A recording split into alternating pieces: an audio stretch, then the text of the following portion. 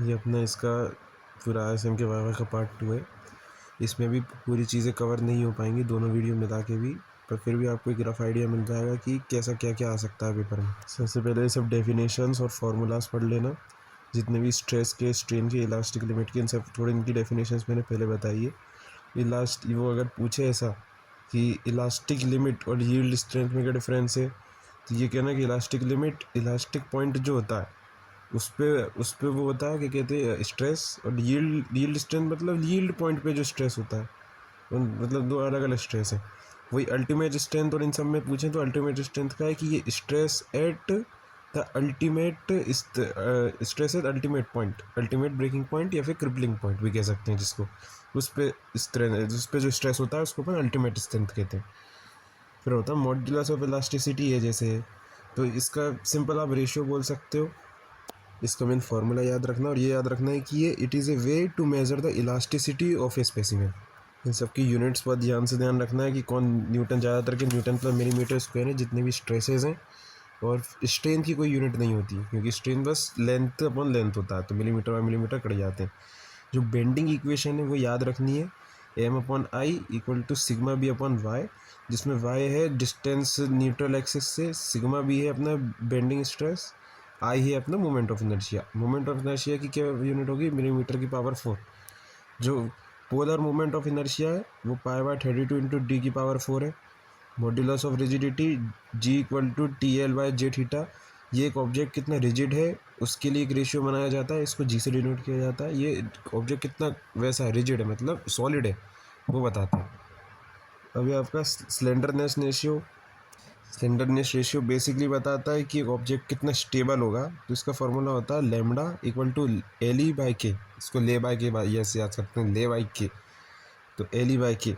और वही modulus of rigidity होता है बड़ा G, तो अब G = TL/J थीटा। एक और फार्मूला बहुत इंपॉर्टेंट है, यूलर्स फार्मूला। यूलर्स फार्मूला होता है PC = π² EI/L², π² EI/L²। और इसका L क्या होता है, वही होता है इफेक्टिव लेंथ। और ये L चेंज बार बार हो सकती है, LE बन सकती है, LE जो होता है वो होता है सॉरी इफेक्टिव लेंथ, तो ये LE बार बार चेंज होता रहता है।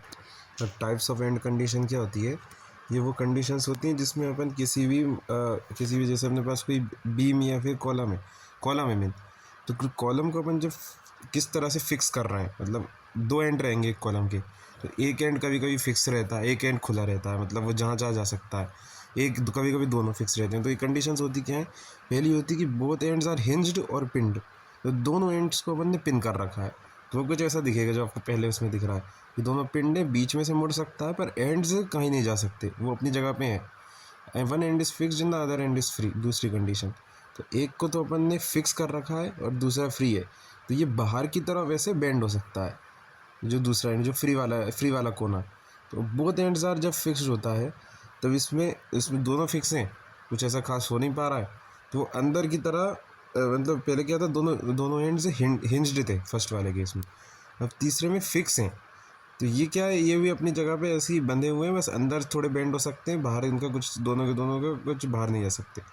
फिर फोर्थ वाली कंडीशन क्या है, one and hinged and other and fixed. एक एंड को तो अपन ने हिंज कर रखा है, दूसरे एंड को अपन ने फिक्स कर रखा है। तो ये सेकंड केस जैसा है, पर इस सेकंड केस में बाहर की तरफ बेंडिंग हो रही थी, इसमें अंदर की तरफ बेंडिंग हो पा रही है, बकलिंग हो पा रही है। बकलिंग इसके लिए ज़्यादा से शब्द है। अब आता है मोहर सर्कल। मोहर सर्कल भी बहुत इंपॉर्टेंट है। मोहर सर्कल क्या होता है, एक ग्राफिकल मेथड, अपन को स्ट्रेस स्ट्रेन अपन पूरे फार्मूला से निकालते हैं। मोहर सर्कल वही स्ट्रेस वगैरह, स्ट्रेस स्टेट, एक ऑब्जेक्ट का स्ट्रेस की स्टेट कैसी है, मतलब किस किस तरह के अलग अलग स्ट्रेस इस पर यूज़ हो रहे हैं, वो स्ट्रेस अपन ग्राफिकल मेथड से निकालते हैं। एक ग्राफ बना के, एक सर्कल बना के अपन निकालते हैं, उसको अपन कहते हैं मोहर सर्कल। तो मोहर सर्कल क्या होता है कि पहले क्या, इसकी मतलब स्टेप्स आपको पढ़नी है, फार्मूले कुछ याद मत रखना स्ट्रेस पर, बस स्टेप्स। पहला क्या होता है, आइडेंटिफाई प्रिंसिपल स्ट्रेसेस। सबसे प्रिंसिपल स्ट्रेसेस मतलब क्या, आपको ऑब्जेक्ट पे देखने हैं कि क्या क्या स्ट्रेस है मेन।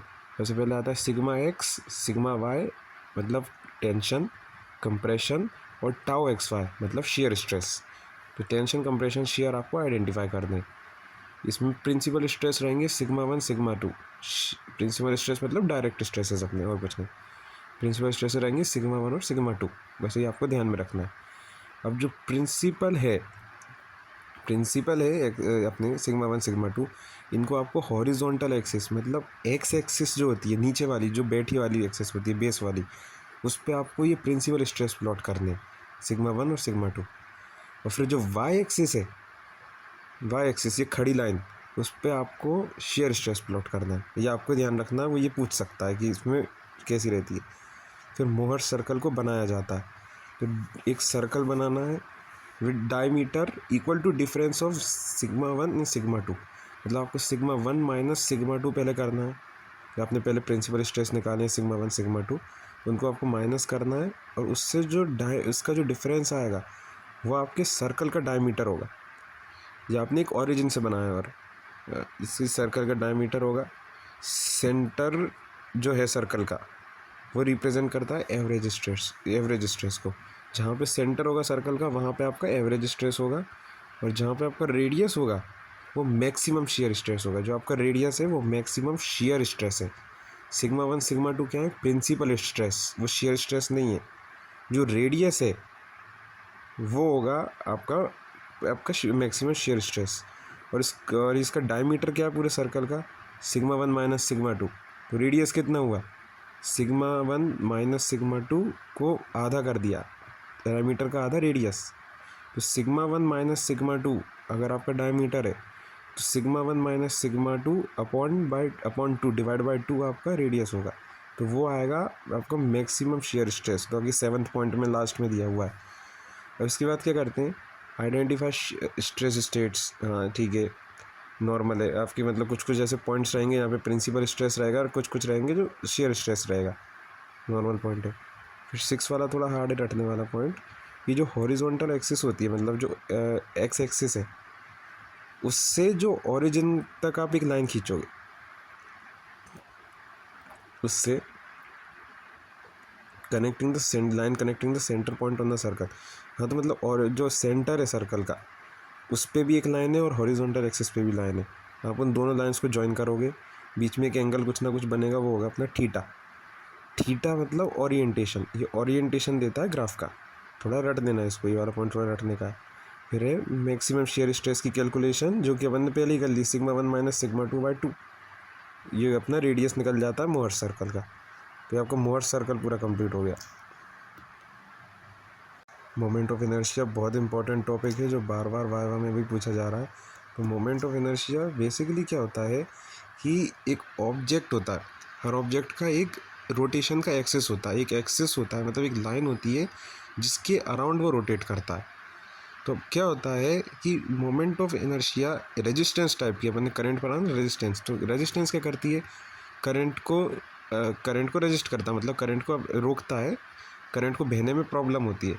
उसी तरह ये भी एक तरह की रेजिस्टेंस होती है जो कि ऑब्जेक्ट को रोटेट करने से रोकती है। मतलब एक ऑब्जेक्ट कितना रेजिस्टेंस है अपने रोटेशन पे, कि अगर आपका मास है, मान लो वो अपने एक्सिस ऑफ रोटेशन जो है उससे थोड़ा दूर है, मतलब उस पर बिल्कुल उसके पास नहीं है उसका मास, तो फिर वो रोटेट करने में हार्ड होगा, रोटेशन हार्ड रहेगा। तो यही रेजिस्टेंस जो होती है, रेजिस्टेंस टू रोटेशन, होता है मोमेंट ऑफ इनर्शिया। तो अब इसके बहुत सारे फार्मूलेज होते हैं। मेन अपन को रेक्टेंगुलर के याद रखने, BD³/12, और अगर बेस से लेते हैं तो BD³/12, अगर हाइट से लेते हैं तो DB³/12, और सर्कुलर क्रॉस सेक्शन का है π×10⁴/64।